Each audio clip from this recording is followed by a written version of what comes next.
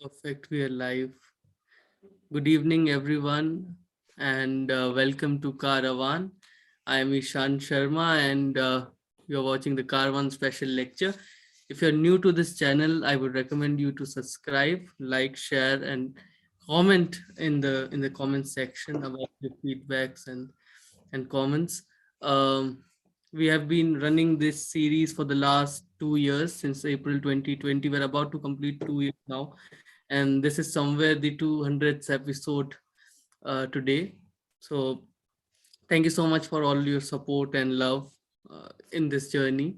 uh, Today's session is dedicated to Mrs. Satya Srivastav, beloved mother of today's speaker, who unfortunately passed away on 8th January 22. So we are dedicating from Caravan team, we are dedicating this lecture in her memory. Uh, the lecture today is titled Reading the Mahabharata from the Vantage of Masculinity. And today's speaker is a very well known historian and professor, Dr. Smita Sahgal. She is an associate professor of history at Lady Shri Ram College, University of Delhi. And her area of interest are history of religion, gender, and social history, and also ancient India in that sense. She has a teaching experience of over 31 years now, or more than that, and 25 years at Lady Shri Ram College. And she's the author of Neo Alternative Mechanism to Lineage Perpetuation in Early India, a social historical inquiry published by Primus Book. And she's also the co-author of the very well-known received book Teaching History, and has published a number of articles in national and international journals and papers that we all have read when we were graduating from Delhi University.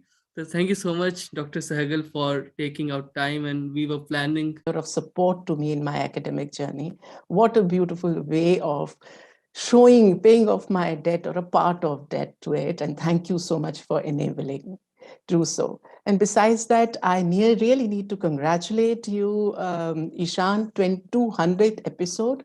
Wonderful. This is like amazing. And you know very well, for all of us, it's a matter of honor to be on this. You have managed to put a world together in these days of pandemic. And I have to thank you for giving me the opportunity to share some aspects of my research on masculinity in early India. And today I'm going to talk, as just mentioned, reading the Mahabharata from the vantage of masculinity.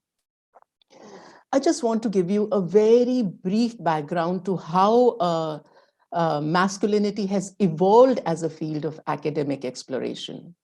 Now, gender studies had already caught attention of many, and that would include the academics, the non-initiates, but masculinity studies within it is a relatively new domain. All of us have some idea of what masculinity is, but we may not really think about it consciously as we take it for granted in our day-to-day life.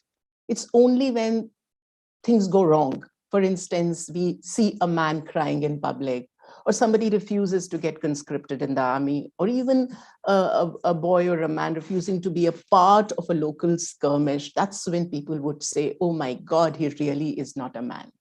I think the time has come to give it a thought. What really is masculinity?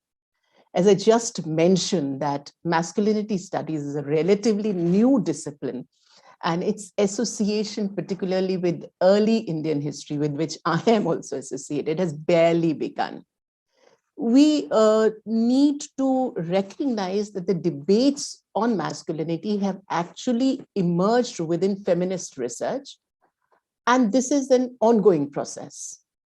However, what has become very clear is that the concept is inherently relational. Now, what do I mean by that? It means basically that masculinity does not exist except in contrast with femininity, and now, of course, in relation to other sexualities also. Historical research suggests that women have been treated very differently from men, different in the sense of being understood as incomplete or inferior examples of the same character. Such as having less of the faculty to reason. Now, if we were to look at the works of antiquity, we would find that philosophers like Aristotle or even medical experts like Galen assumed that men and women were from the same order, the same gender order, and that women were the unevolved men. I'm really talking about the Western notions on it and not so much in India. But because research has started in that area, so I'm picking up threads from there. Change did occur in the 17th and the 18th centuries when human anatomy came to be studied, when you're talking about the rise of modern science. And it was found out that women were very distinct from men. Even then, when women caught attention of doctors and philosophers, they were largely regarded as reproductive beings. And the entire emphasis was on an understanding of women in terms of their womb. So in the 19th century, when the woman question was first raised, the current opinion was that, of course, men and women are fundamentally different and they occupy separate spheres of existence, and that women should be concerned with primarily the reproductive chores and operate within the domestic domains. Now, this was contested, and we hear of the suffragette movement in the West coming up in the latter part of the 19th century. With this, the conflict of interests embedded in gender relations became more and more visible. Both political activists and academics began mulling over the issue of women's rights and its location within the larger frame of patriarchy. Within patriarchy, men seem to have gained many more benefits, especially in terms of honor, prestige, right to command, authority. They'd also gained material dividends by exercising legal control over property. In fact, even women were considered to be a form of their property, a wife's control resting with the husband or a daughter being under control of the father.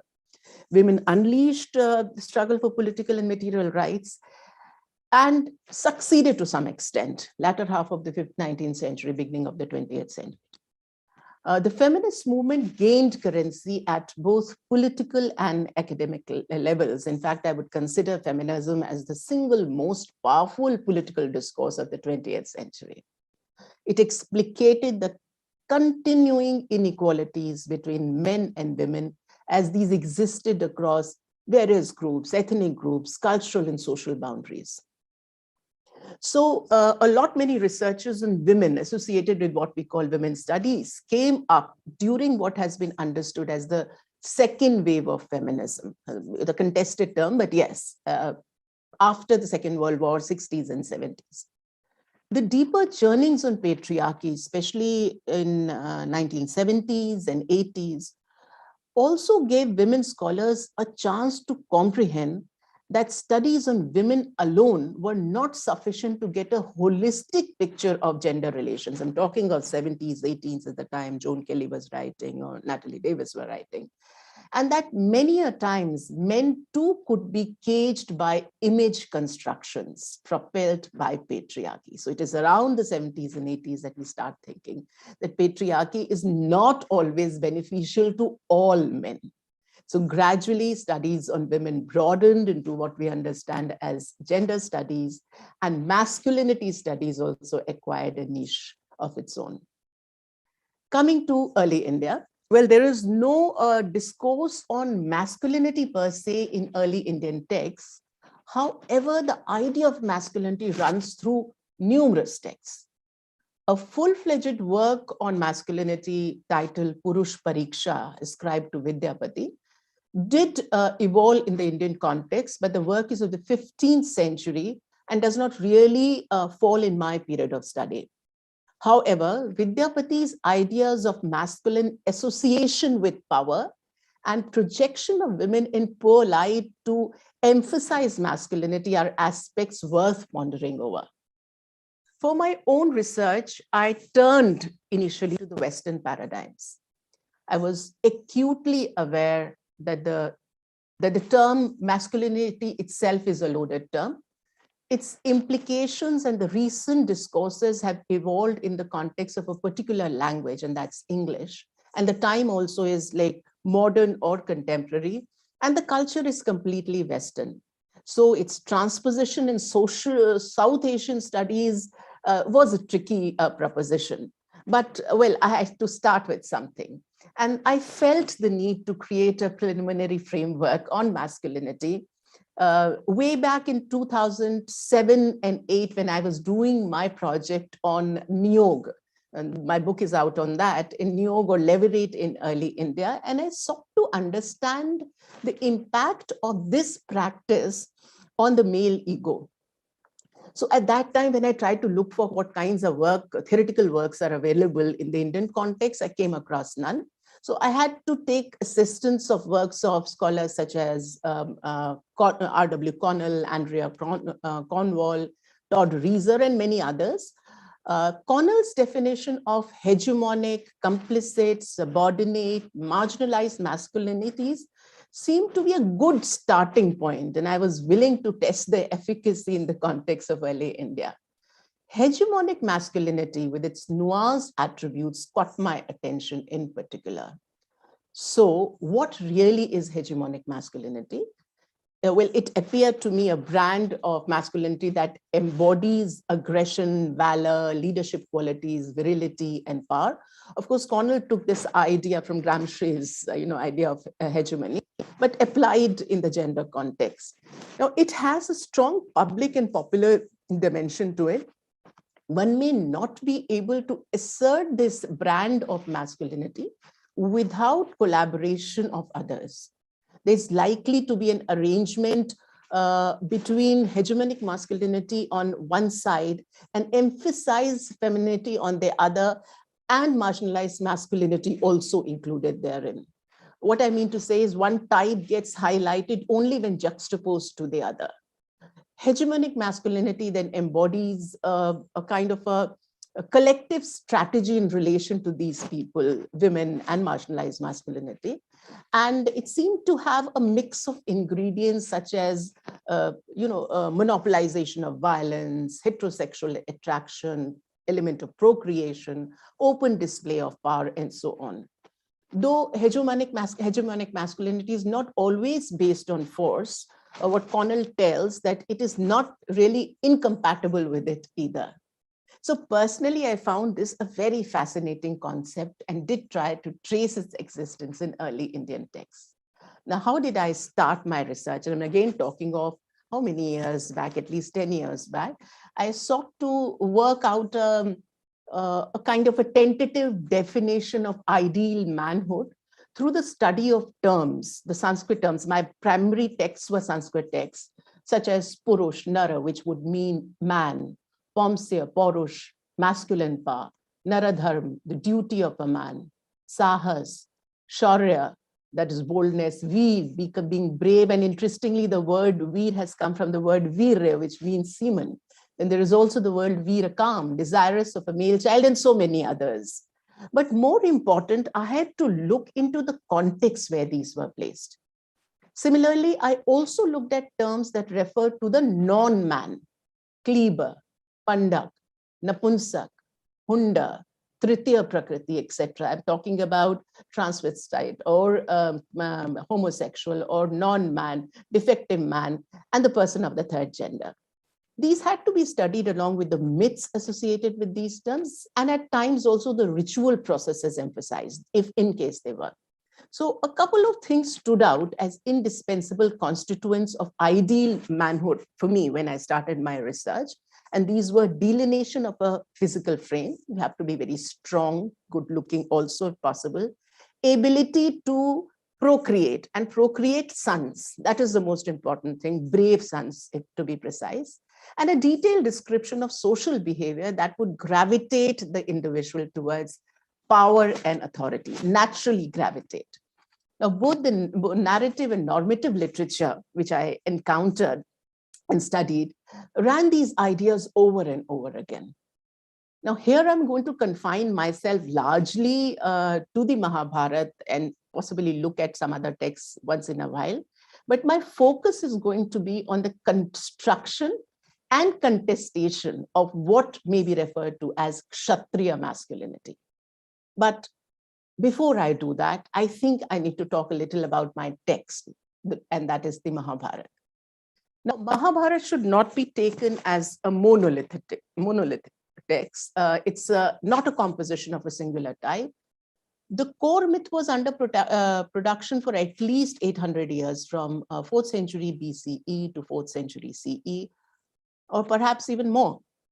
It may have eventually become a Brahminical text with a certain upper class leaning, but in its inception, it seemed to have been a part of popular folklore, and with the passage of time became inflated as it absorbed many local elements as well. The nucleus of the Mahabharata can be traced to the family feud. We all are aware of it, the war between Kauravas and Pandavas, which possibly is located in the Vedic period, the later Vedic period, sometimes between the 1000 to 500 BCE in Indo-Gangetic belt. But its descriptive and didactic details, as historians concur, relate to developed societies of the postmodern and Gupta time. So I'm talking about the early years of the Common Era. What came to be known as the Mahabharata, even when it was ascribed to Vedavyas, originally consisted only of 8,800 verses, and it was referred to as the Jaya Samhita. It was enlarged to 24,000 verses, and then came to be known as Bharat text. And then finally, it was inflated to roughly 1 lakh verses, and that's how it's known as the Mahabharata around the Gupta time. So what began as an itihas tradition based on folklore, legends, dramatized stories, eulogic songs, what we refer to as the kathas, gathas, narashansis, akhyans, ended as a great work of kavya. We need to really remind ourselves that unlike the Vedas, the entire Vedic corpus and the Dharma Sutras that were conceived or targeted to a particular audience, adult male Brahmins, the epics, both Ramayana and the Mahabharata, cut across the gender divide to reach out to a much wider an audience.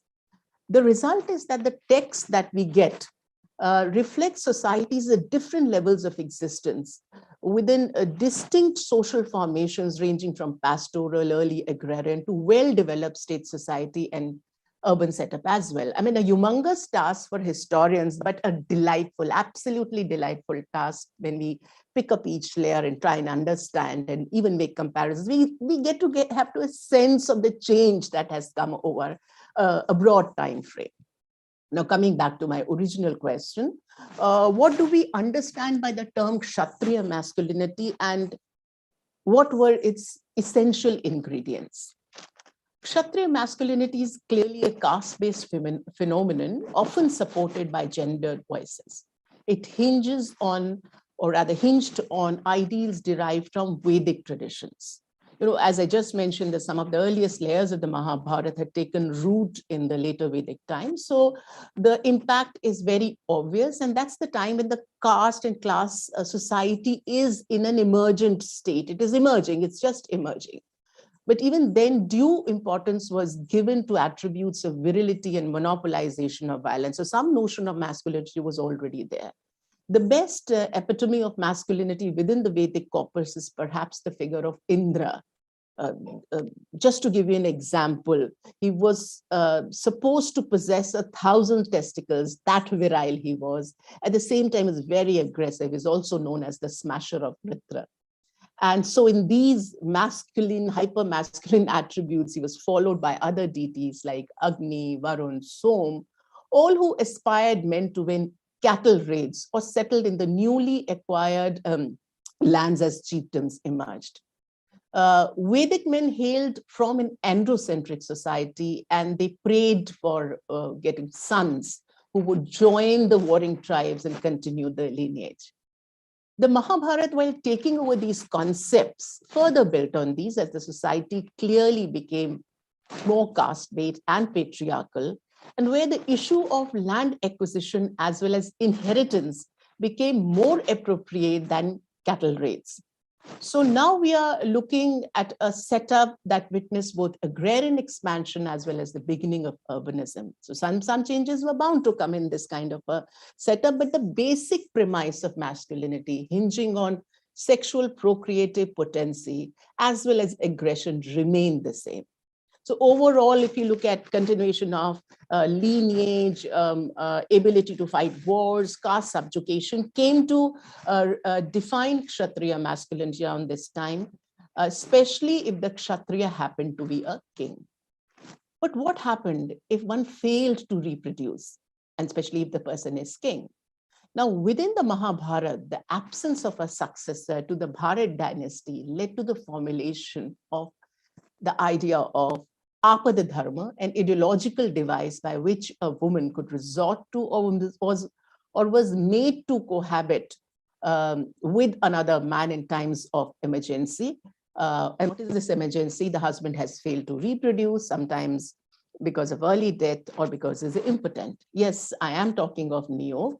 Niyog was an arrangement which was a very temporary arrangement, and it had a sanction from the marital family. The product, the kshetraj who's born out of it, the son, I'm talking specifically of the son, would be known as the successor to his mother's legal husband, the kshetrin as we call him. Now, within the Mahabharata, we have this very interesting case of Pandu, who was incidentally both a product of Niyog and he pushed his wives into it as well.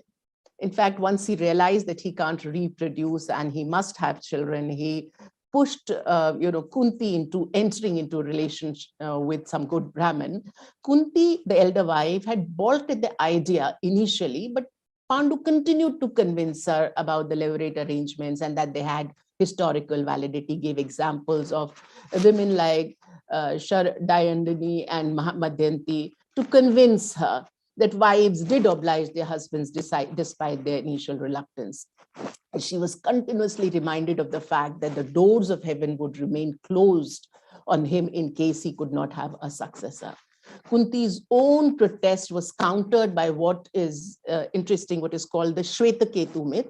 Shvetaketu was the son of Udalak, and he worked out a Maryada law for women. Incidentally, he's also born out of Niyog Union. So he works out this Maryada law for women, insisting that they should remain committed to their husbands. So the implication was very clear that they should only think of their husband, but there was nothing wrong in a woman's establishing relationship with other men if it were in line with husband's wishes. Interestingly, the concept of a faithful, pativrata, monogamous wife was also simultaneously woven in Kunti's remonstrance, but her arguments were completely subordinate to the will of her husband. Historically speaking, the episode appears to be reflective of a transitory phase within the larger frame of patriarchy, where arguments from at least two kinds of social formations became more and more perceptible. The relatively freer tribal society in a growing patriarchal setup. The notion of a virtuous woman was at the center of the debate, and so was the consolidation, the whole program of consolidating the frames of hegemonic masculinity. At that particular social juncture, Pandu's arguments prevailed. Both Kunti and Madri gave in to Pandu's request and entered into leverage relations and had children. Now, Pandu and Kunti's relationship and their conversational exchange definitely relevant for deconstruction of the phenomenon of Kshatriya masculinity. Pandu was not just Kshatriya by caste, he was also a king. He had to procreate, not just to assure his masculinity, but also to discharge his imperial duty of perpetuating the dynasty. His impotency failed him and dented his masculinity. In order to repair it, the practice of Niyog was invoked and the image of Kshatriya man was put back in its place.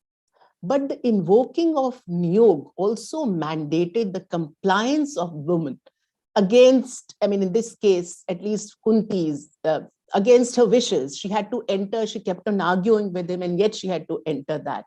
So the theoretical relational scheme that I talked about earlier between hegemonic masculinity and emphasized femininity does materialize with the instrument of Niyog. This also reflects the compatibility of hegemonic masculinity with patriarchy of the time. Now, along with virility and sexual potency, masculinity within the Mahabharata was also defined by valor that was often demonstrated on battleground. The text celebrates heroism. At a mythic level, we have examples of men who dared to fight gods. In the one Parva, the hero Arjun stormed heaven. He had to pick up weapons from there, but his way was blocked by the mountain man, who was none other than Shiva. So there was a fight between two of them. Arjun fought bravely, but was not in a position to succeed. He lost, but he lost honorably, and the way to heaven was opened up. In fact, the Mahabharata is replete with references that were meant to push men to pick up arms. Arjun in Virat Parv explained to Prince Uttar Kumar that being a Kshatriya, he could not afford to run away from the sight of a mighty Kuru army and must give Kurus a fitting response as they had stolen their cattle herd, and he was acting as a charioteer there. In his introduction to the translation of the critical edition, Van Buitenen writes the epic myths are as opposed to Puranic myths were frankly, his words were frankly more manly. With Puranic myths, human pride was easily humbled, and humility was not a quality associated with epic notion of masculinity. In fact, one of the most manly of the characters within the epic was none other than Duryodhan. We have shades and shades of Kshatriya masculinity too. Duryodhan's taunt to Yudhishthir, show you are a man, it would sum up Mahabharat's take on masculinity. Duryodhan was actually inciting a very calm Yudhishthir. He asked him to fight like a man. He reminded him that of the game of dice where he lost, of molestation of Draupadi, of his exile in the forest, banishment from the empire, servitude to Virat, and so many other examples he was giving. And then he said, all this should have made a man very, very angry. So he was surprised that why is he not getting incited? To Arjun, he said that the test for which a Kshatriya lady gives birth to a son is upon you. And it's a very interesting passage. He says, avenge your kopa, that is your grudge, by displaying your bala, strength, virya, bravery, shauryam, that is boldness, superb handling of arms, and manly vigor, porusham, in the war. Again, the incitement is come and fight with us. So the image of a Kshatriya man in this kind of a discourse was structured an exhibition of physical strength, anger, and success in the battlefield. This kind of valor was also exhibited in winning over brides. So it is not just the battlefield, it's yet another site where it could be manifested. Winning over brides through victories in competitions or by abducting them. After all, a Kshatriya could not receive gifts. You know, they're supposed to give gifts, they don't receive, and bride being considered one such gift. He had to acquire it, and often through display of physical strength. We know that Arjun won over Draupadi in Swayamvar and abducted Subhadra to marry her later on. So valor had to be reiterated time and again. Now, apart from exhibition of physical might, of the use of violence, Kshatriya masculinity was often premised on humiliating the opponent through words and rejoicing at his defeat. Draupadi was put on stake by her husbands in the game of dice and was lost by them to Kauravas. Dushasan humiliated her by dragging her in the court at the time when she was menstruating. And she remained very, very angry that her husbands did not intervene. At the same time, if you remember, even Karna added fuel to fire when he said that she should be disrobed at this time and called her a whore, Swarini. And it may have actually, the entire episode may have ended in Kaurav's inability to disrobe her. But the fact remained that Kauravs stood to boost their ego and manliness by acquiring the property of the opponent, the Pandavas in this case, humiliating both Draupadi and them. At another point in the battle, Kauravs humbled Pandavas by killing Abhimanyu, the brave son of Arjuna. Abhimanyu knew how to get into the maze. Chakravyuh did not know how to come out, and he was killed. This was celebrated by Kauravs. A display of physical prowess, boisterous revelry in opponents' defeat, in drinking, dancing, vocal disgracing of rivals, all constituted I would say, essential ingredients of aggressive masculinity. Celebration of opponent's defeat reiterated the masculinity not just of an individual, but the entire tribe. It may be considered as a form of collective violence.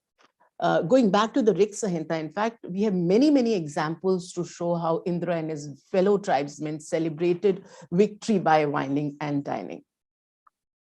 We also need to remember that this form of hegemonic masculinity could grow only in contrast to marginalized masculinities. Shudras, for instance, could not have hoped for qualifying this definition of manhood. One of the caste duties of Purushottam Ram in the Ramayana was to ensure that lower caste men such as Shambhu did not acquire manly powers through access to Vedic learning. This would have been relevant to social relations of production of the day, because the upper two castes, especially the Kshatriyas, would seek to maintain their hegemony over productive processes through control over the labor of the lower classes. I'll talk about it in a moment. We would also subsequently see how Kshatriya masculinity of Arjun had to be promoted at the cost of that of a Nishad, Eklavya, within the Mahabharata.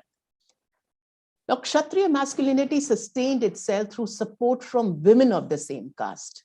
We have examples of Vidula and Kunti, who simultaneously reinforced caste hierarchies and the idea of power-oriented masculinity at the same time. So after, this was the time when the war was to start.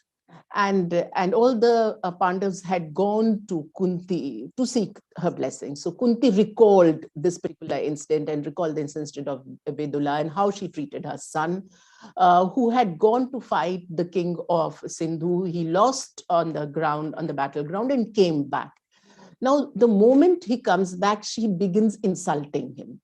She insulted his manhood to rouse his valor. And she said, if people do not speak of man's acts as miracles, he is merely another addition to the pile of humanity. He is neither a man nor a woman.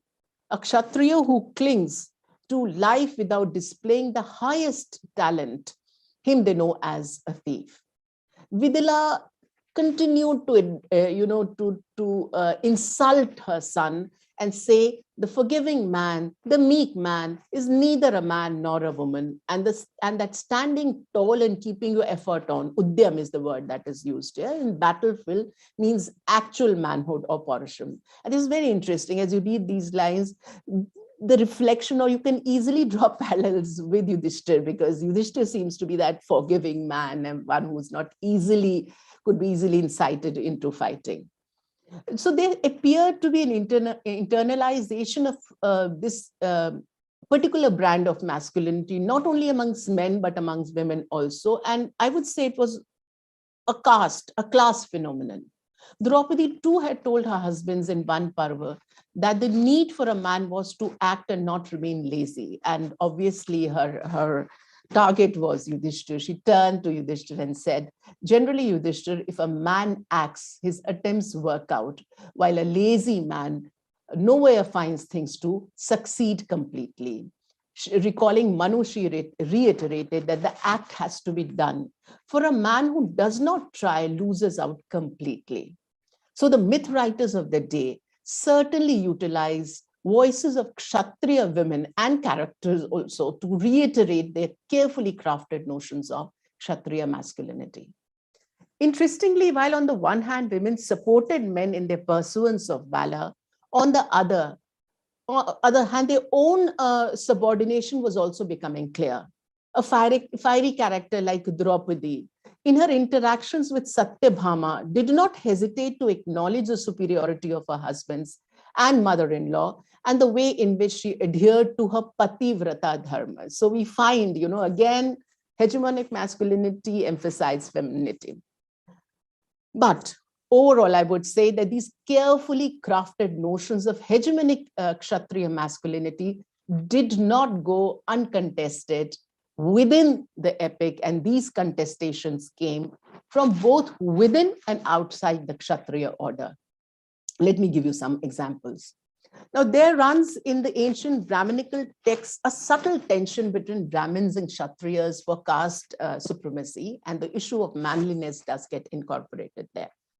On the one hand, Brahmins could not deny that Kshatriyas' caste prescriptions as well as their training in possession of arms made them stronger in terms of both physical and symbolic authority. On the other hand, they tried to assuage their fellow Brahmins that they were also very strong. And this was because of their superior knowledge of dharma, which granted them the manly powers. In an extremity, when a king would use brute force, a Brahmin, through revealed canonical text of Atharvaved, could steer himself out of the crisis. Within the Mahabharata, this tension got a reflection in the person of Pandu, who was legally a Kshatriya but felt closer to his Brahmin genitor Vedavyas, who was a repository of knowledge and excelled in ascetic values. Pandu willfully gave up Kshatriya life to adopt a Brahminic ascetic existence, but he could never rid of his Kshatriya responsibility of lineage continuation. He could not really forgive his legal father for the ostentatious lifestyle he led. One can easily read Brahminic critique of Kshatriya supposed domination in the words of the character of Pandu himself, who was otherwise a Kshatriya himself. Sometimes Brahmins punctured Kshatriya might by using their superior social status and legitimate claims. After all, Karna was tamed by Indra when the latter went in Brahmin disguise to ask for Karna's kundal. That would have otherwise made him invincible in the war against Pandavas. Karna was a true Kshatriya and also known for his generosity otherwise, but leading a life of a Sutta. And then he did not deny the Brahmin his legitimate demand. The myth makers of the day were able to reiterate a Kshatriya responsibility to fulfill Brahmin requests. But this contestation happened largely amongst the upper castes, just between the two of them, Kshatriyas and Brahmins, who would not go out of their circuit, and in practical terms went in favor of Kshatriyas who held the physical control of arms. But Kshatriyas actually faced tensions from the lower caste too. There was a deliberate attempt to paint a very negative picture of Shudra men. A long passage in Ashwamedika Parva, which partly reproduces from the Vasishtha Dharma Sutra, characterizes Shudra men as hostile, short-tempered, violent, boastful, untruthful, extremely greedy, lazy, impure, and so on. Similarly, the Amarkosh speaks of Shudra men as lazy. The Anushasan Parv asserts that Shudras are destroyers of king and the king should be wary of them. The Shanti Parv defines Vrishla as one who defies the established dharma order. So we have one prescription against the other and the notion about it. But the same text, that is the Mahabharata, also presents the story of Eklavya, where the Nishad gave a very successful challenge to Kshatriya masculinity. Eklavya, the Nishad forest dweller, could not hope to become the pupil of Dronacharya. He was the teacher of Pandavas. So he built a statue of Drona and learned the art of archery from a distance. His brilliance was noticed by Pandavas, and especially Arjuns in particular, one day when he shot at their dog without killing him. Arjun feared a rival in him and asked Drona, when did he take Eklavya as a pupil? Dronacharya understood Arjun's fear. As a Kshatriya man, only Arjun was entitled to the status of the most brilliant archer. So Dronacharya had to resolve the situation, and he did that by asking Nishad his right thumb as Guru Dakshina, which the pupil gave away happily, knowing very well that he was humbled by the caste prejudice. The instance proves that the manliness of an individual of the lower order could be easily compromised by those who celebrated Kshatriya masculinity. But what really explains purposeful representation of Shudra in such a negative light as a marginal category? Historically speaking, most of the Shudras and low caste men were, as I mentioned earlier, assigned the work of labor. However, by the time Shanti Parv and Anushasan Parv were being compiled, there seems to have been a growing resistance on the part of those who were designated as Shudras to follow the assigned station duty. Many may have defied the the forced tribal acculturation and forced inclusion within Brahminical caste frame, and may have become a cause of worry for the Kshatriya rulers. There are at least 9 verses in the Shanti Parv stressing the necessity of combination and harmony between the upper 2 castes, the Varnas, against the men of lower orders.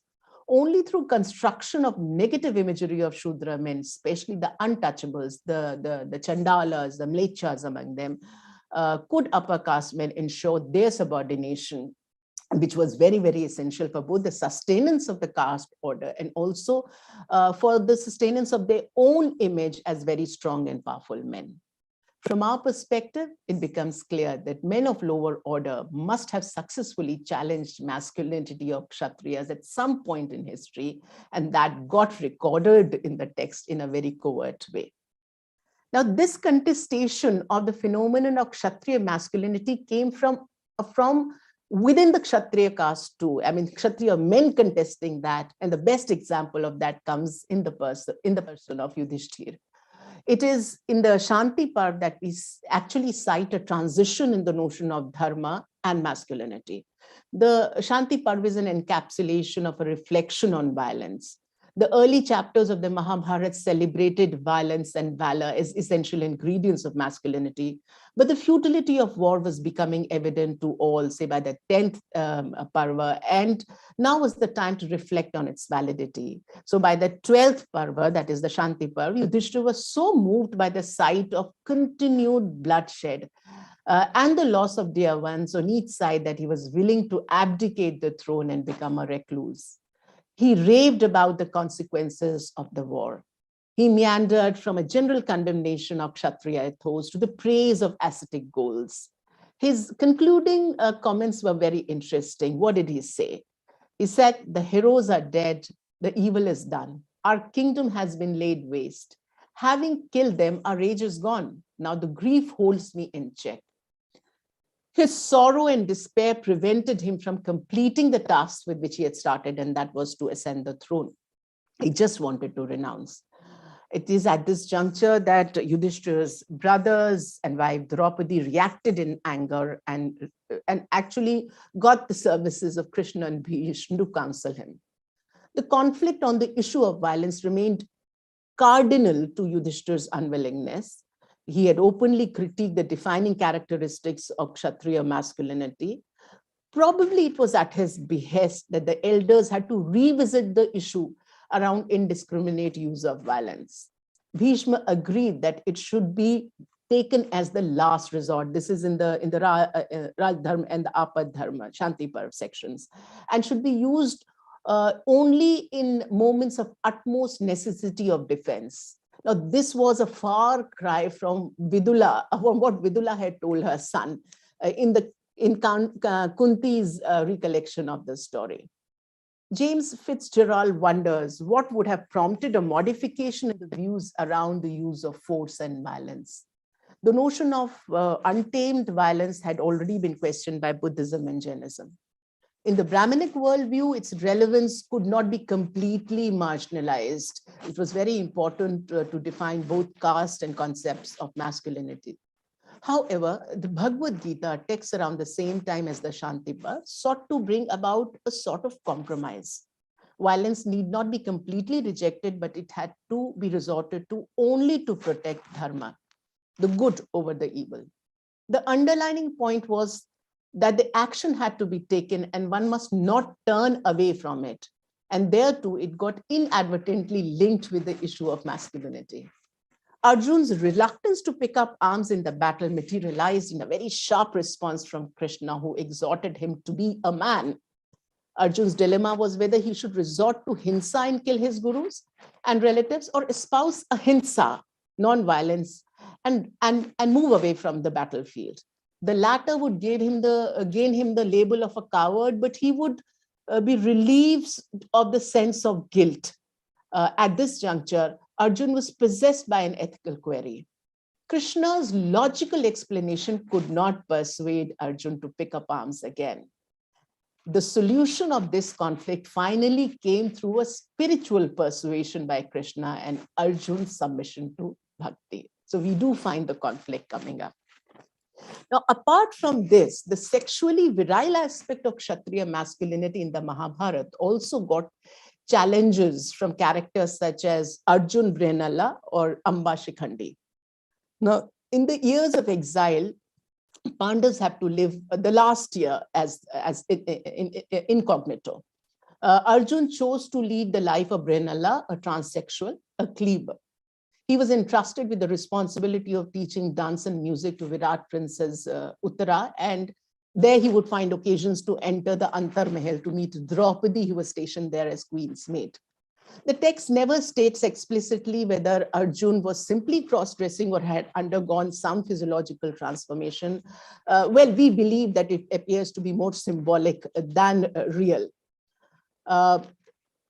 We are compelled to wonder, why should Arjun, the most virile of the heroes, be chosen to disguise as a transsexual? Was it a subtle questioning of projected hypermasculinity ascribed to Kshatriya by some authors? Or was it a simple recognition of the fact that there may have been multiple masculinities, some of which existed beyond the normative frame of the day? Or that masculinities can be fluid? It may have been a clever strategy to highlight the virile and powerful aspects of Arjun's masculinity that could not be hidden in his cleaver roop, the transvestite state. Whatever it may have been, the fact remained that for a temporary phase, the most virile and philandering character of the epic was made to mutate and shed aspects of Kshatriya masculinity. Amba's story is one that spans two lifetimes. In the first life, she was spurned by Bhishma. In the second, she became Shikhandi to take revenge on him. It was in the second life that she, born as a girl, exchanged her sexuality explicitly with Yaksha for a short time to avenge humiliation and enter the battlefield. On confronting Bhishma therein, the latter rejected her outer male form. He recognized that she was a woman in essence and refused to fight with her. Shikhandi, along with Arjun, was able to eventually eliminate Bhishma. Amba, in her male form, or what Wendy Doniger calls lethal transsexuality, had challenged the masculinity of the patriarch of the Kuru clan. In the process, Amba or Shikhandi was able to undermine the staunchest example of Kshatriya masculinity through masquerading and sex change. Vengeance, for which Kshatriya masculinity stood out, was achieved by one who punctured Kshatriya masculinity and stood for dubious sexuality. Many a times, Kshatriya hegemonic masculinity got highlighted through juxtaposition to the subordinate third gender. However, in this case, it was a member of the so-called third gender group who diluted the hegemony of a venerable member of Kshatriya caste. There is yet another tale, the last that I'm going to talk about, within the Shanti Parv of the Mahabharata that questions the abrasiveness of Kshatriya men. This is the tale of Brahmadat and Pujini, which comes, as I just mentioned, within the Shanti Parv. Once a bird called Pujini lived for a long time in the palace of the king Brahmadat. The king was very fond of her. Pujini and king's wife gave birth to sons at the same time. Pujini, out of affection for the prince, became the nurse. She looked after her child also and the prince also, and would bring fruits and generally help him becoming strong and vigorous. One day while playing, the young prince killed her son. Returning from gathering more fruit, Pujini was shocked to see the child dead, and she was extremely distraught, and she cursed Kshatriyas as untrustworthy. Pujini sought revenge on the prince and destroyed one of his eyes with her claws. Contending that this has made them even, the king tried to convince her to stay back in the kingdom, but Pujini was convinced that a feud had already begun and she said she must leave. But before she left, she gave the king some lessons in niti or governance. She said that Kshatriya men could not be trusted because they could use brute force indiscriminately, and that the king should have been more careful about his subjects' welfare. This was a tale narrated to Yudhishthir by Bhishma. Yudhishthir, as I mentioned, had already begun mulling over Kshatriya mindless violence for a while, and it was as if the bird had aired his latent thoughts. Through Pujani's query, the Mahabharata at this juncture, reassessed its own emphasis on mindless violence associated with Kshatriya men, and Yudhishthir also got his lesson in Niti.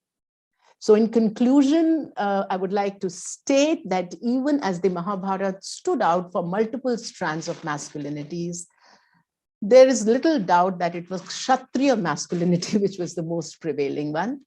This type of masculinity was performative and, as Simon Broadbeck says, always in need of redemonstration. It was largely located within the context of caste and patriarchy. The creation and dominance of this brand of masculinity was possibly worked out in consonance with the needs of those who became the custodians of social norms and wielded power. So the connect between masculinity and power cannot be missed out. The images that were constructed were essential to maintain Brahminical social order and justify upper class control over social productive forces. Women voices, especially of Kshatriya caste, were effectively used to augment this type of masculinity. Violence, valor, virility, and at times generosity counted as its essential normative ingredients. However, the most beautiful part about the epic is that while it worked towards creation of this kind of masculinity, it did not shy away from presenting challenges to it as well, and giving us a hint against the static nature of masculinities in general. Thank you.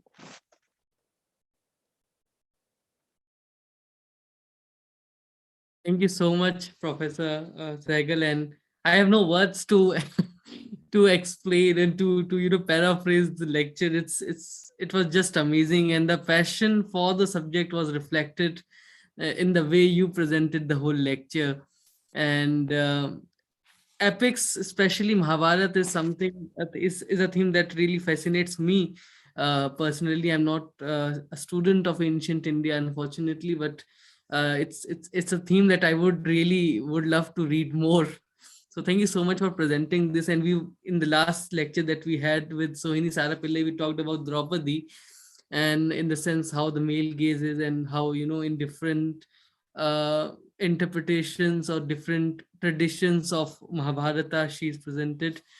And today we talked about Arjun, Abhimanyu, Yudhishthir, the male counterparts, and how they are presented, and in the Sanskrit, especially the Sanskrit tradition, which is the prominent one, which is the dominating narrative of the epic. And before going further, I would like to ask everyone to just like the stream to show that you all loved the session. And also, if you have any questions, send us in the live chat. I have got some questions. I'll read those out to you. Narottam Vinita says, good to know that the ambit of Apadharma was beyond the socio-economic milieu. That's his comment. Ritu says, Draupadi is generally the one who is accused of being an inciter. And it's an interesting suggestion that it is men at the Sabha, the Kaurav, who are the original inciters. What's your take on this? My take on it. I think without doubt, I mean, I would see Draupadi as more as a stake, a symbol of conflict between Kauravas on and Pandavas on the other hand. Draupadi is brought. I mean, it's something where Ishan, you can see the parallels today also when groups of two men have to decide on victory over a particular issue, they drag the female in there. Insulting a female, molesting a female, then becomes a way of settling score with men. This is something when I was reading this, I also teach partition history. I realized the same thing happened even in time of partition. So Draupadi, can we really call Draupadi the inciter? I personally say that it's a very, very male point of view. If you were to read the text, you can easily see that there are many, many other people who are responsible for it. Draupadi was one person at that point in time who could insist that you will have to seek revenge on the Kauravas on my behalf. I think her insistence on about that makes her a culprit. But if it was something to be espoused by men, then they become hegemonically masculine. It's just that, it is very difficult to accept that a woman can also speak so strongly. I would personally say that there are many factors responsible for the war, even if you were to understand it from a literary perspective. And Draupadi is a very important central character. She's like a plot, she's like a character that who keeps pushing the plot further. Without her, the story would not have moved. But I still feel that the score is to be settled amongst two groups of men. Thank you so much for that interesting answer. And have you also gone through the various narratives, the different narratives of Mahabharata? And if so, uh, how are these characters represented differently, any differently in those traditions? If you can speak. One I read was the Telugu Mahabharata. And there, what I was fascinated, I was working on Draupadi at that point in time.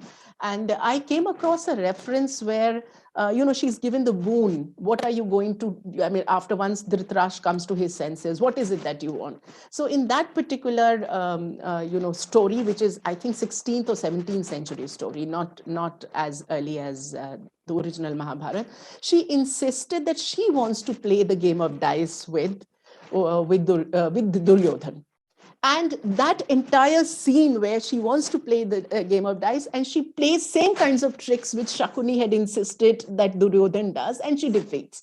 So that particular, that fascinated me. And it is a text, not a very modern text. It's not a contemporary text. It must be around the 16th and the 17th century. And I realized that this is a voice which was probably coming from the popular setup of that area, and they wanted the scores to be settled somewhere, and Draupadi be given that kind of an opportunity. And she wants to. She's otherwise the giving one. She's not. She goes along with the husband for an exile. All that happens, but before that, she wants to set the record right with none other than Duryodhan. I really found that very, very fascinating. Thank you so much, ma'am. And uh, another part, when we talk of masculinity, another theme that comes to mind is the relation between a father and a son, like Bhim and Ghatotkacha, and then there's Yudhishthir and Prativindhya, then Arjuna and Abhimanyu. How do you explore these relationships? Not the mother and son, or husband and wife, but a father and son in the epic like You see, Mahabharata. one thing that is very clear is that the son, they really hope for a son. The son has to be there because that is the way the continuity of the lineage would happen. That is very, very clear.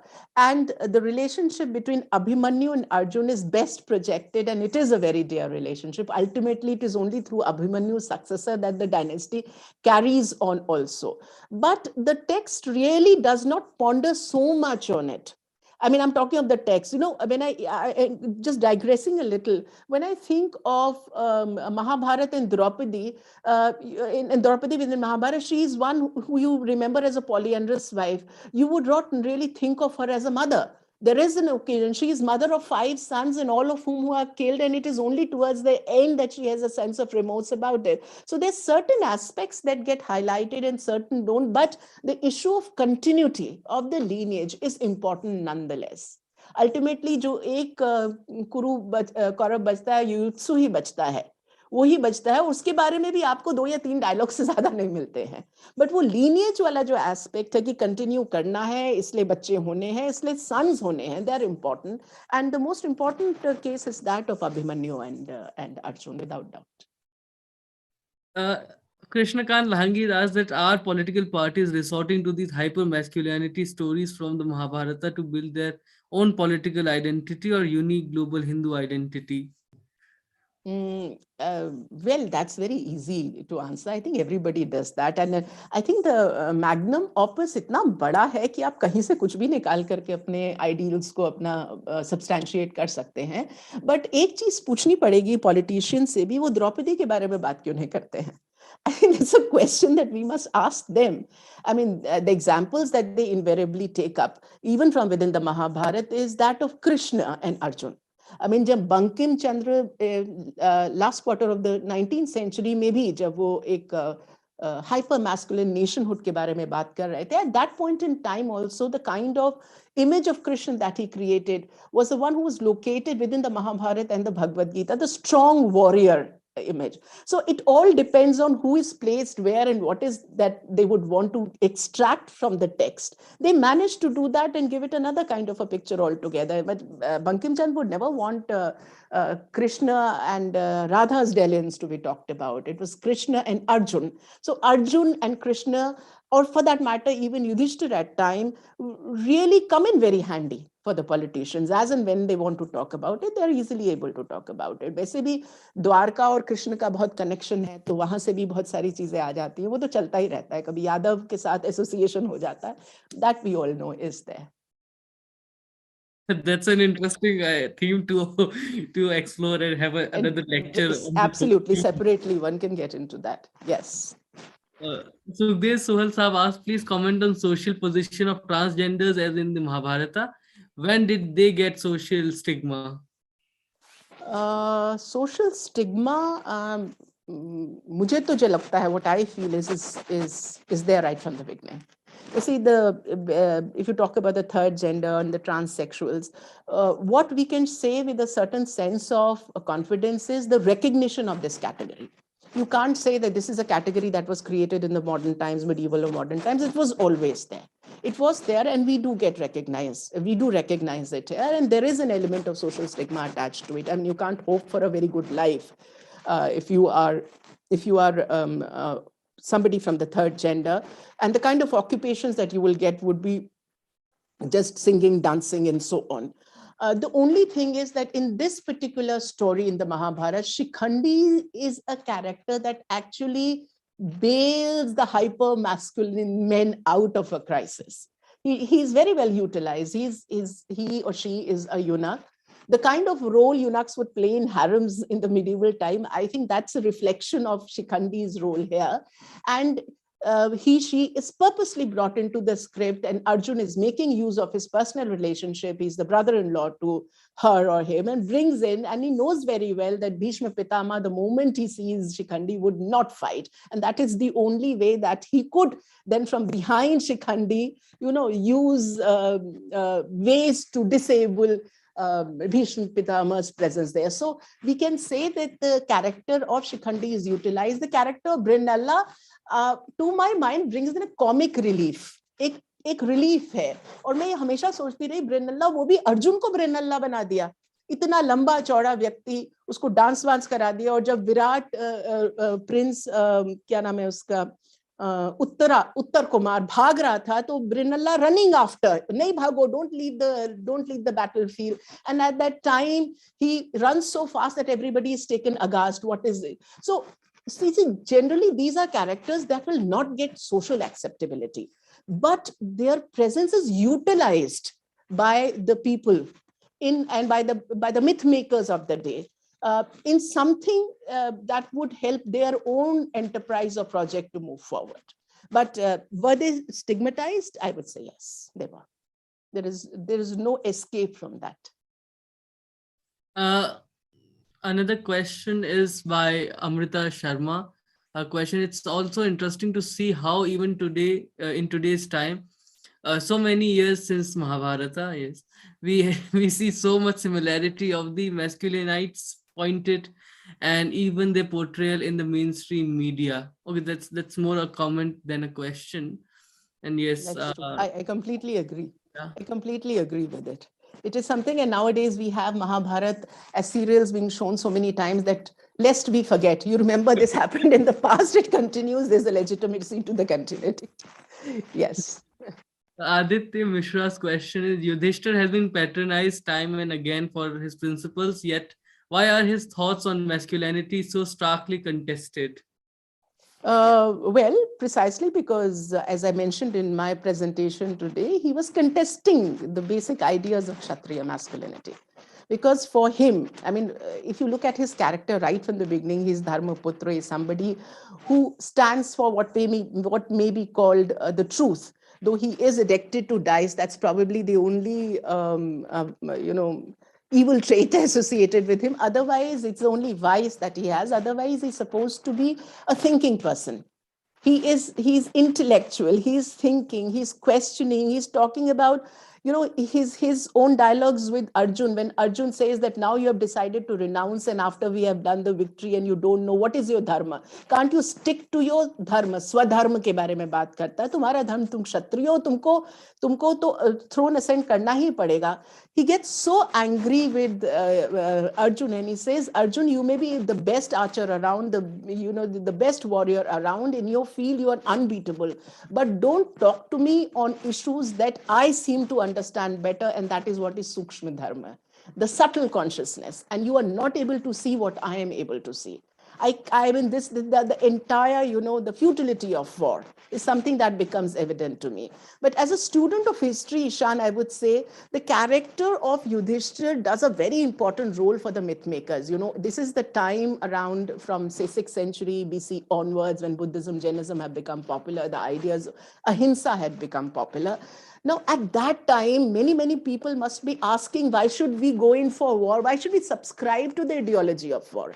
The questions had to be answered.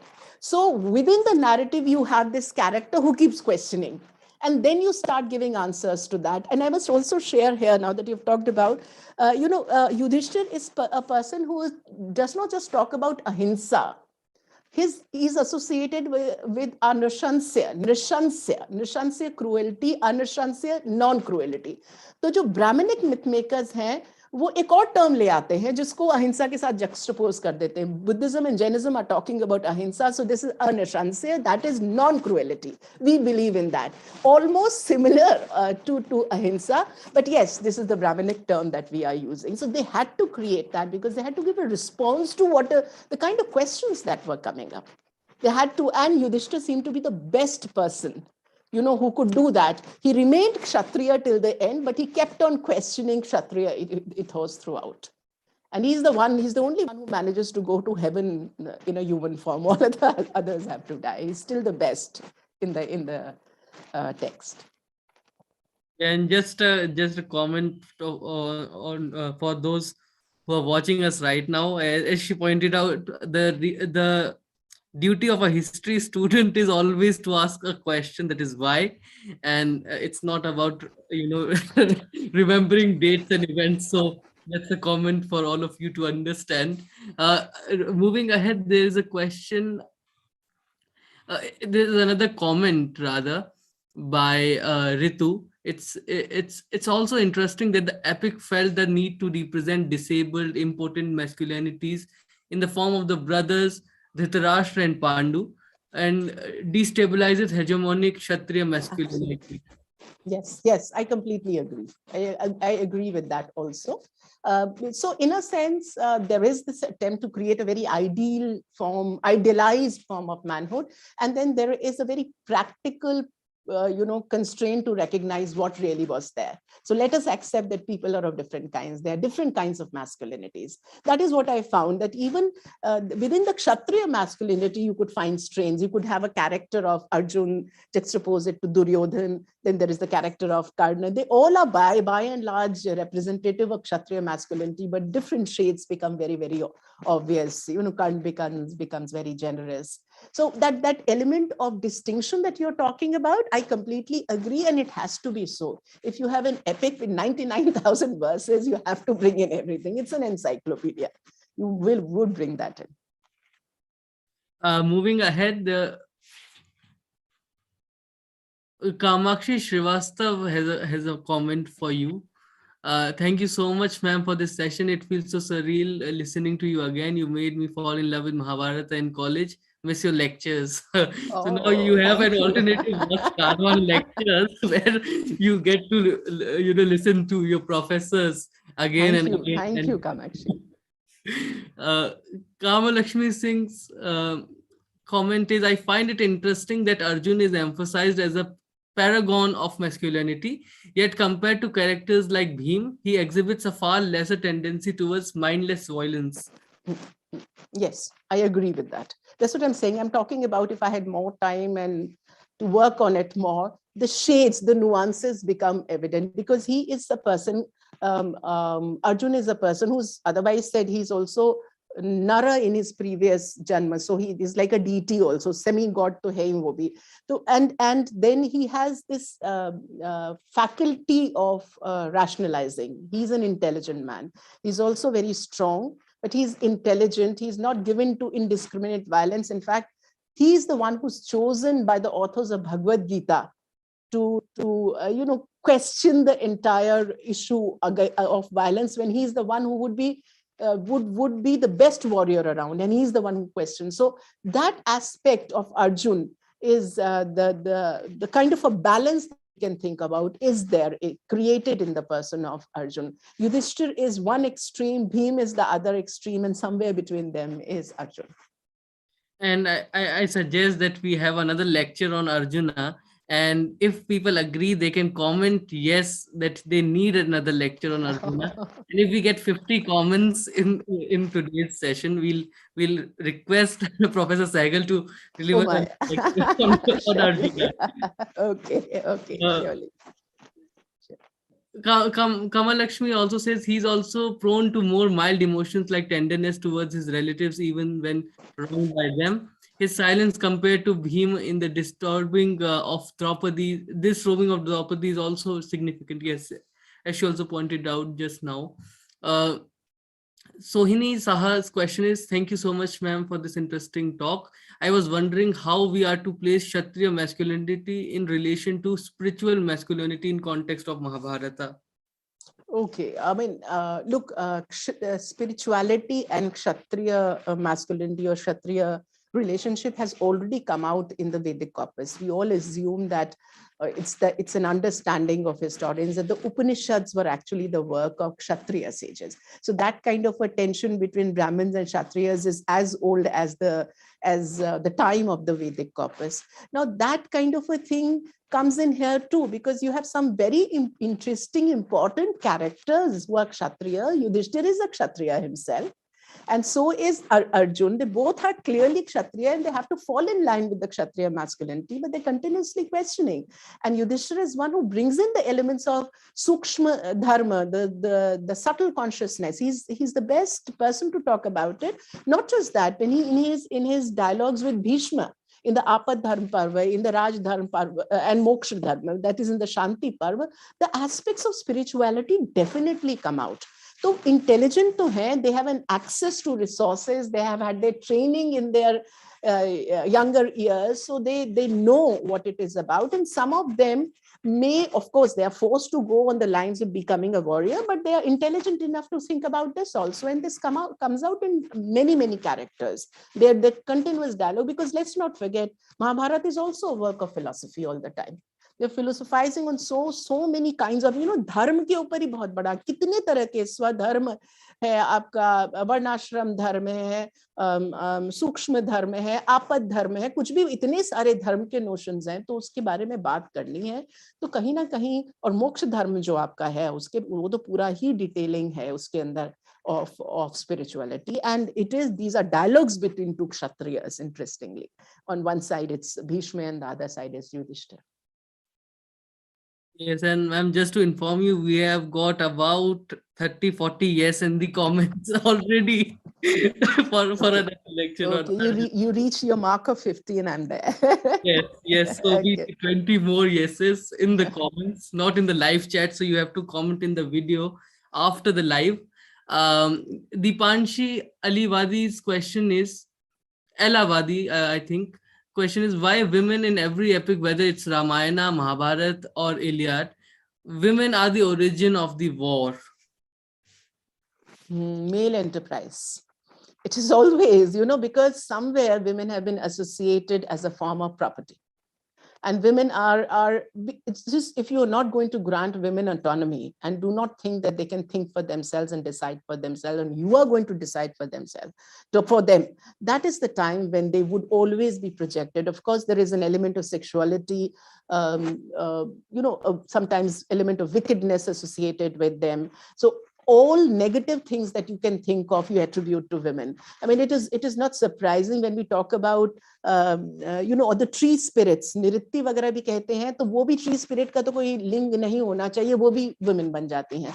तो जितने negativity जो है वो women के साथ इसीलिए associate करी जाती है because men somewhere assume that they are without any flaws, and if they dabble into something which is not correct, it is at behest of women, which may not be the truth, because most of these women really are not granted autonomy of action. Very few of them have that idea, that scope to express themselves and to work in that direction. It's basically the handiwork of men, and how they assume women are the reason for war. कभी उनकी beauty हो जाएगा, कभी उनकी विकेटनेस हो जाएगा, fickle mindedness, कुछ भी तरह से आप उनको बता सकते हैं. But I still would say that instead of just thinking in terms of men and women, let's try and think in terms of existence of gender relations. Then it becomes a more nuanced analysis. Yes, definitely. And I think we have a question, Vamshi's question, that does it mean reducing Kshatriya hegemony through Yudhishthir was originally a challenge to Buddhism? I think that's her question.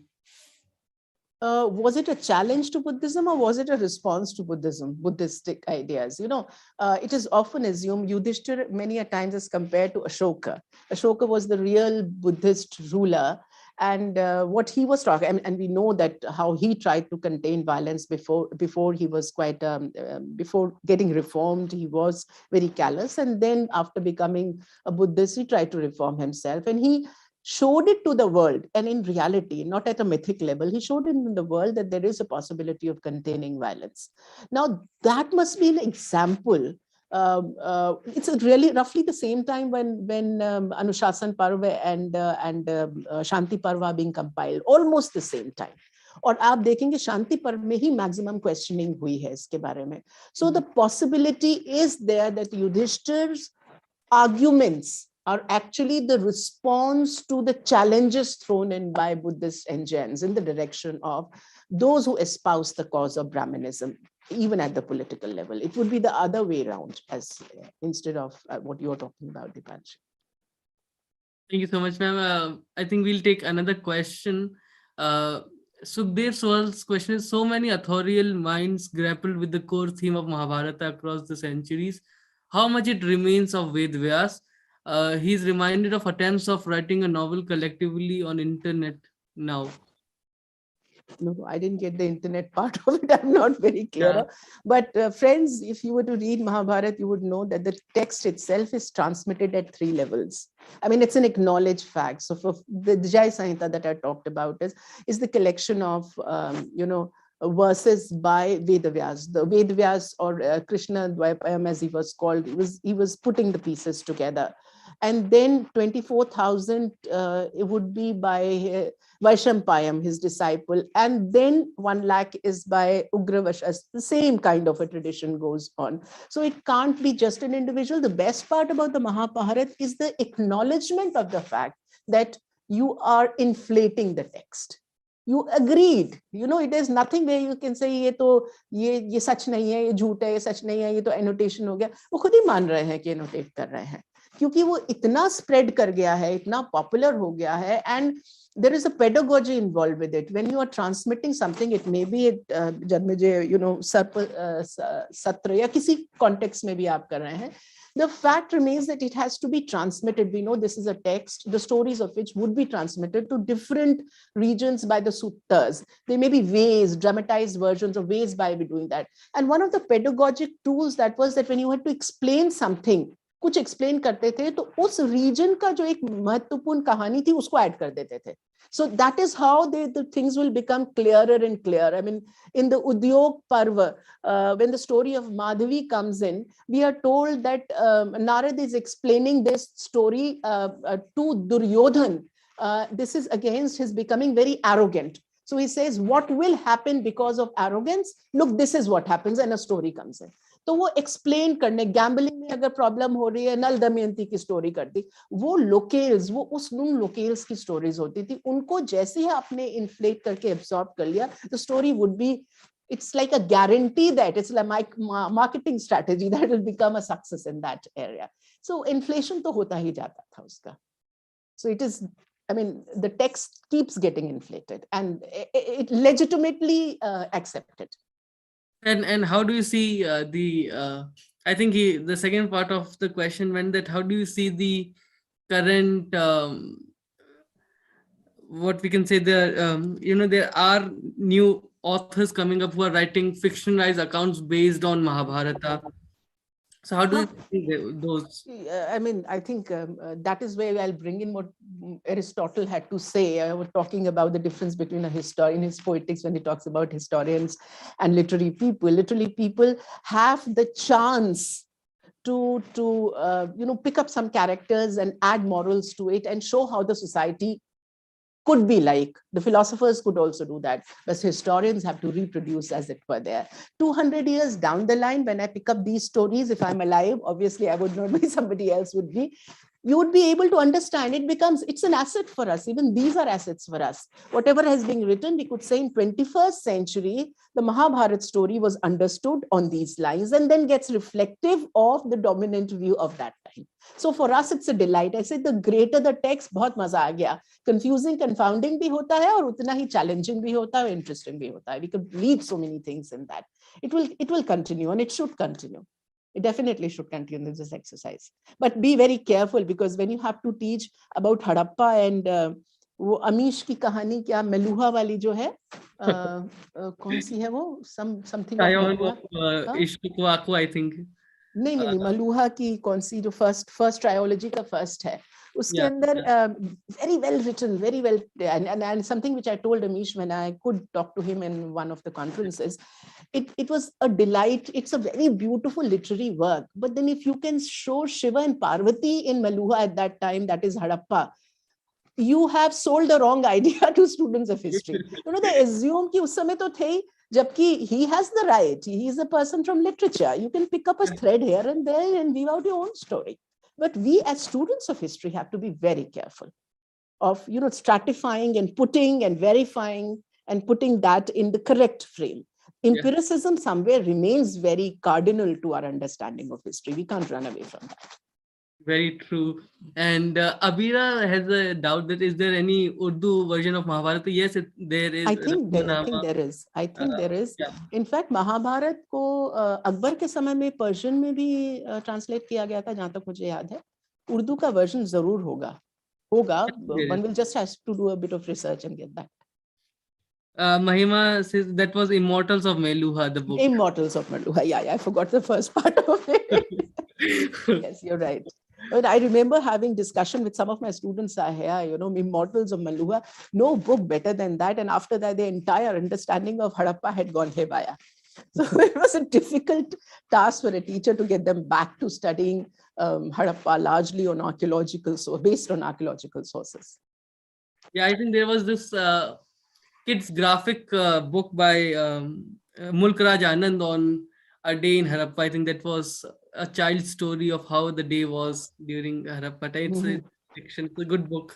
It's a good book. I mean, all these fictional works are interesting. I'll not deny that. I myself would be reading them, but I have to carefully bring about a distinction between work of literature and history. Yes, and that's a very important thing to understand for general public and who are listening to us right now, whether they are history students or non-history students. It's very important to mark a difference between fiction and history.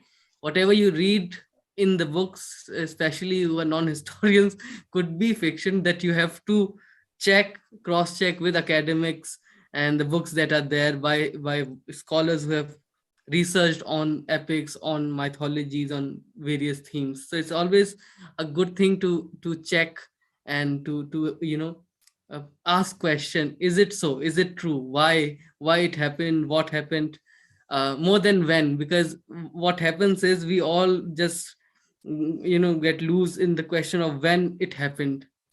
It really doesn't matter that much when it happened. Absolutely. The question is why it It's the happened. why. Yeah, Absolutely. It's the why and how of the and of how. the Yeah. right. Yes. Yes. So with that, I think we had a lot of questions, and we have a lot of yeses in the chat for the second lecture, and I hope we'll have that in February. Before that, we have some more lectures coming up for people who are joining us. To get notification, you can always follow us on Instagram. You can subscribe to our YouTube channel and click on that bell icon so that you'll get the notification whenever we are live. We have a session by I have to yet release that poster, but I won't reveal the speaker. I'll reveal the themes. We have a session on Mughal gardens, the myths and Wow. realities, Wow. and we have a session coming up Nehru, the debates that shaped India, and also a session on Draupadi. Uh, Wow. so that's a fiction book that came out. So you all might know the author, but we will be having her to speak about Draupadi and the book and more. Yeah, so these three themes are coming up, including Arjuna, because we have already got many yeses. Okay. So, and for those who wish to join our WhatsApp group, there is a WhatsApp group, of course. You can check the description of this video. We have put out the WhatsApp group link. Join the group to get all the notifications on your phone. I keep sending a lot of messages in that group about our sessions. And on every Friday, I and me and my friend Chandni host a chat, a discussion on YouTube, a live discussion called Karwan Baithak, where we talk about books, films, history, heritage, news, etc. Whatever happens in 1 week's time. So you can join us for those as well. Lastly, we have a membership program for people who wish to join in. There are two clubs. There's a book club and a film club of Karwan, which is exclusive to its members. There is a very nominal charge, about I think 159 rupees for two clubs per month. This month's book of the month is Kabir by Purushottam Agarwal, illustrated by Devdutt Patnaik, on the life and works of Sant Kabir. Film of the month is Bicycle Thief by Vittorio De Sica, the very popular Italian neorealist filmmaker, and we hope to have you all for those discussions. And for the book club members, it's a plus because you get to meet the authors also in a private Zoom call. It's not live on YouTube, so you can ask your questions to the author, you can interact with the author. So yeah, that's all for today. Thank you so much, Professor Sahgal, for Thank taking you. your time and for delivering this lecture. Thank you so much, Thank everybody, for you. joining in, and we look forward to meeting you all in the next session. Thank you so much. Thank you. Thank And you so